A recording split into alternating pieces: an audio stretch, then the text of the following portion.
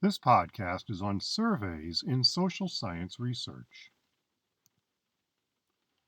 In this module, we'll explain how survey researchers use surveys to collect quantifiable data. We'll also explain how survey question design can influence the respondents' answers. In addition, we'll explain how sampling choice can influence the results of a survey. We'll describe ethical considerations researchers should take into account when designing a survey, and we'll explain how different research designs influence the conclusions we can make. Survey research is one of the most popular techniques for gathering data in the social sciences. We use it a lot in American politics, we use it in comparative government, we use it in international relations. Thus, it behooves us to learn more about this technique, especially its challenges and its promise. We're at step 4 in the scientific process. We've covered steps 1, 2, and 3 in different podcasts, and we're going to focus on this podcast on determining how you will collect and analyze data related to your hypotheses, as long as they are appropriately answered through survey research. What is a survey? A basic definition is that it is a questionnaire of a large number of randomly selected people. So the key words there are large and randomly selected. Random selection ensures that we can speak to a larger population with a degree of confidence. Large, of course, relates to the research project itself. How large is large? Usually surveys involve asking hundreds of respondents to participate, sometimes thousands, and sometimes tens of thousands.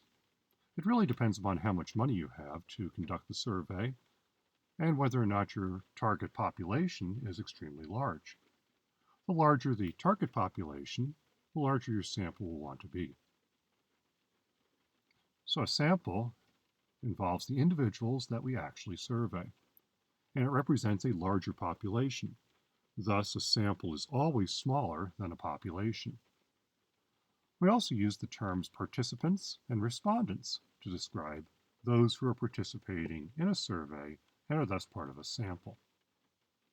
The population is thus what you're making references or inferences to from the sample, from analyzing the sample. So the population, of course, is always going to be larger than the sample.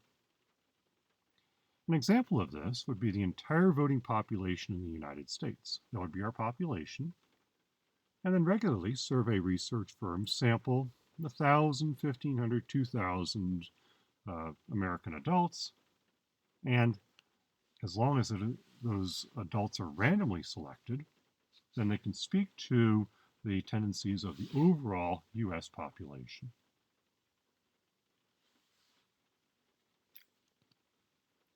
So why use a survey? Well, surveys allow us to have strong external validity. Thus, if we gather data from a large group of people, we can apply those findings, as long as those people are randomly selected, to a larger population.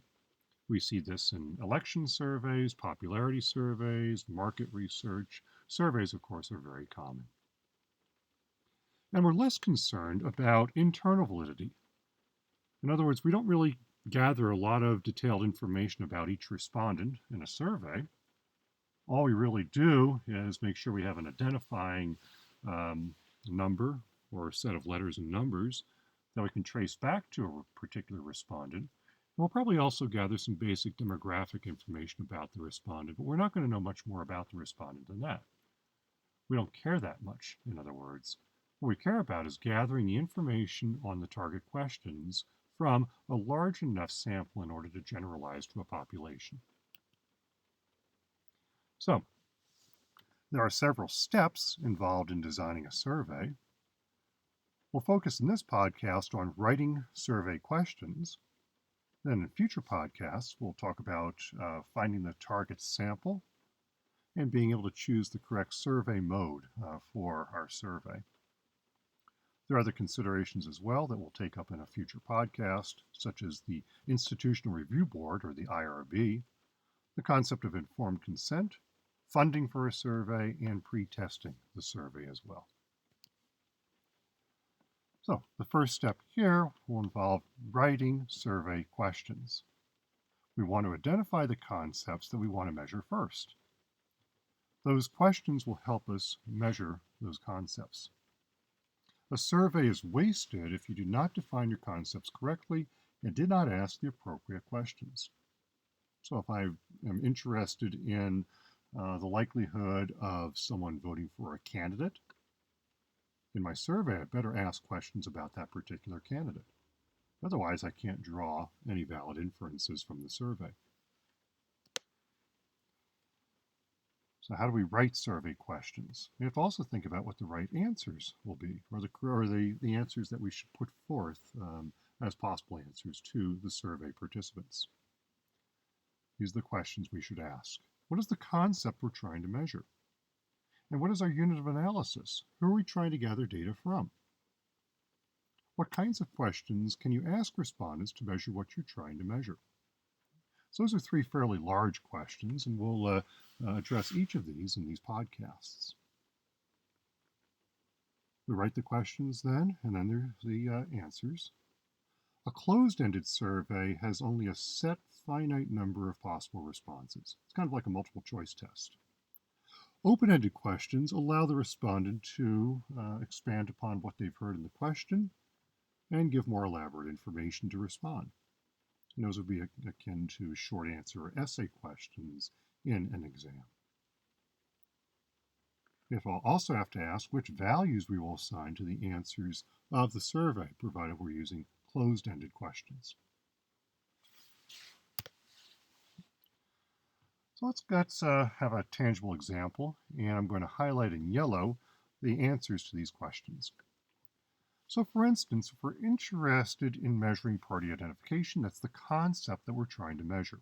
So we're going to ask survey questions that get at the notion of party identification of our respondents. What is our unit of analysis? Who are we trying to gather data from? Well, it's going to be U.S. voters. What kinds of questions can you ask respondents to measure what you're trying to measure? Well, we can ask this in several different ways. You can ask just simply open-ended, what party do you belong to? And allow the respondent to state whichever party they think they are members of, or belonging to, or close to. The issue with that is perhaps the respondent may not give the valid name of a political party. So that might be an issue in regard to data analysis, but this is certainly a pathway that you could take. Another one, a closed-ended one, is do you identify as Democrat, Republican, or Independent? And so those are the three choices. That would leave out someone who would identify as a libertarian, or a socialist, or a communist, or a nationalist, who doesn't really see themselves as fitting into either Democrats, Republicans, or Independents. However, it is a closed-ended question, so we would get some definitive responses as the respondents are forced to think about three potential choices: Democrat, Republican, or Independent. Another way of asking this question is, who did you vote for in the last presidential election? And then infer from this that it's most likely that voters would have voted for the person representing their party. And so there would be a very high correlation between that vote by the voters and their party identification. So again, that is a closed-ended type of question. Now, another question is, what values are we going to assign to the answers of the survey? Probably makes sense to think about the direction of your hypothesis. So if you expect voters who lean liberal to believe a certain position on an issue, then you might want to organize the potential answers so that it leads to the likelihood that a Democratic respondent would give a certain response in regard to the political issue that you're interested in studying as well. So 0 Democrat, 1 Republican, 2 Independent is a common kind of coding. Right? These are called codes. But you could also say 0 Democrat, 1 Independent, and 2 Republican. And that would emphasize the ideological gulf, if you will, between Democrats and Republicans. That really is up to the surveyor themselves. We then need to ask, well, how detailed do we want the answers to the questions to be? And this gets at the notion of levels of measurement. We have 4 levels of measurement: the nominal level, the ordinal level, the interval level, and the ratio level. The nominal level involves the least amount of detail, and the ratio involves the most amount of detail. And I'll explain what detail means in the next couple of slides. So this has to do with just what type of question we're asking and at what level of measurement is it being asked. Here are the possibilities. For a nominal level of measurement, which is the least amount of detail, we have 2 categories. They are exhaustive. All respondents must be in either one or the other category. They're mutually exclusive, right? So you can't be both a Democrat and a Republican at the same time. You have to choose one. There are clear differences in categories, and there's a clear difference between being a member of the Democratic Party and a member of the Republican Party. Excuse me. The categories have no real inherent order. I can arbitrarily decide to code Republicans 1, Democrats 2, but I could just as easily have coded Democrats 1 and Republicans 2, because there's no order to these potential responses in nominal levels of measurement. All right, so the nominal level. Are you liberal or are you conservative? So I'm focusing on the far left of this particular chart. 1 liberal, 2 conservative. That's a possibility. So why would you choose a nominal level of measurement? Well, there are some appealing aspects to it. These are just categories, so we should be able to be exhaustive in terms of people and where they lay in each of these categories. Mutually exclusive, you can't be both a liberal and a conservative at the same time. There are clear differences in categories. There's a clear difference between a liberal and a conservative. And like I said, categories have no inherent order. Conservatives are not more of anything, and they could be, liberal could be coded 2 and a conservative could be 1. And we just get kind of a flipped over curve or a flipped over line as the result. But they're basically measuring the same thing. An ordinal level of measurement involves categories of responses. Those categories are exhaustive. It can't really be anything else other than those 3 categories or 4 categories. They're mutually exclusive. Each category has an exclusive aspect to it. There are differences in the categories. The categories have an inherent order. And there's space between categories, but it's not a fixed kind of space. The space itself can kind of move back and forth, and I'll explain what I mean. At the interval level of measurement, we have what are called ordered respondents and ordered responses. So the differentiation on the multiple choice questions that are being asked at the interval level involves a fair bit of precision in terms of the responses. There are fixed intervals and fixed space between the values. And there's no true 0 value. The ratio differs from the interval level of measurement in that there is a true 0 value. Otherwise, it's the same thing as the interval level of measurement. You may need to ask more than one question in order to measure your concept. It's possible in a survey that you'll have to ask multiple questions and perhaps combine the responses. For instance, if we were interested in the strength of someone's partisanship, from a scale from 0 to 10, how much do you support the Democratic Party in the next election? Well, we've got an 11-point scale, right, because 0 is included in it.